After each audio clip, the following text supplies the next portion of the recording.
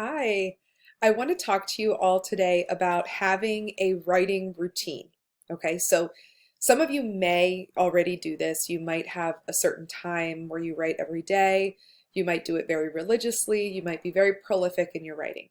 Others of you may only write when you feel like you have to, maybe when things build up inside of you, or when you just have an assignment. Others of you have never done creative writing, so you don't have any routine at all yet. So it's time to establish a routine for yourself that works for you. Here's the reason why. Creativity oftentimes works like a faucet. So if you haven't ever turned it on, it might just sort of drip out slowly, especially if you haven't done it before or you haven't written for a long time. It might be a little difficult. You might have to force it a little bit and it'll start to drip out. As you do it more regularly, the flow of the faucet will pick up, right?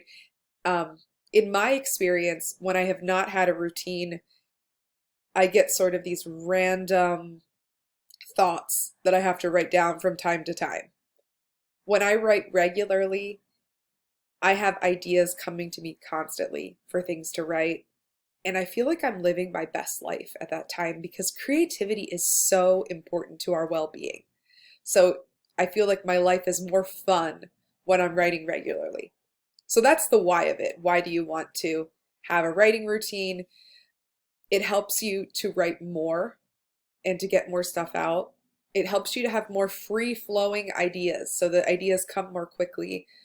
And it helps you to live your best life.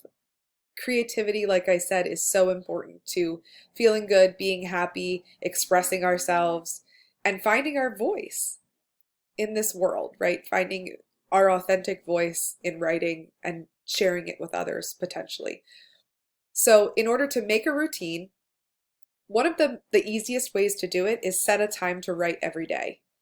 Maybe it's only for 5 to 10 minutes, and that's completely fine.